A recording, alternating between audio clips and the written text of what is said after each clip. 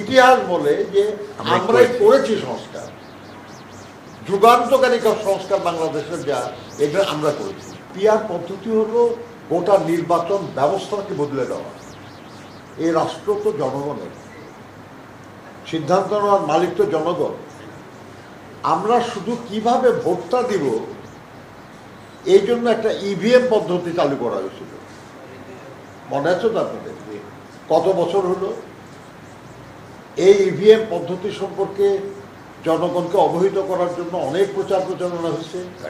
যারা এই পদ্ধতিটা কার্যকর করবে তাদের অনেক প্রশিক্ষণ হয়েছে। সেই প্রশিক্ষণে যারা গেছে তারা যে ভাতা নিয়েছে এই নিয়ে দুর্নীতির অভিযোগ হয়েছে। আবার তাদের মাধ্যমে সারা দেশে জনগণকেও প্রশিক্ষিত করার চেষ্টা হয়েছে। তারপরেও আজ পর্যন্ত ইভিএম পদ্ধতি কিন্তু কার্যকর হয় না। শুধু কিভাবে ভোটটা প্রয়োগ করবে সেটা।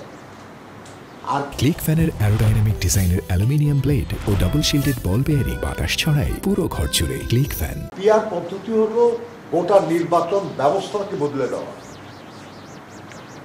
এই নিয়ে জনগণের সঙ্গে কি কোনো মত বিনিময় হয়েছে আপনার কারো? এ সম্পর্কে জনগণকে কে কিছু অবহিত করেছে?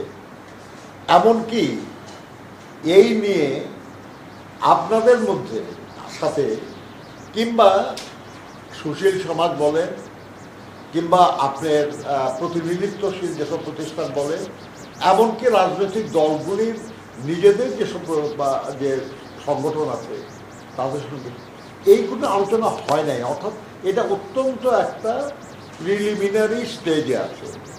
ফর্মালি এই নিয়ে কোনো আলোচনা এখনো ঐক্যমত্য কমিশনে শুরুই হয়নি। অথচ এই নিয়ে আমাদের কিছু কিছু সহকর্মী বলছেন এটা করতেই হবে, না করলে ইলেকশনে করা যাবে না ইত্যাদি। এর বাজেট আছে। একটু আগে আমাদের মহাসচিব সাহেব বলতেছিলেন যে আমরাই তো বেশি চাই সংস্কার, সবার চেয়ে বেশি চাই না খালি।